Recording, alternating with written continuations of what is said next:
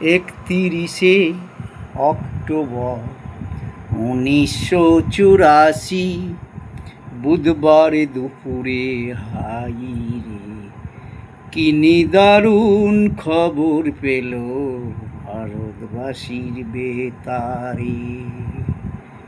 31শে October 1984 বুধবার দুপুরে high রে কি নিদারুণ খবর পেল ভারতবাসীর বেতারে।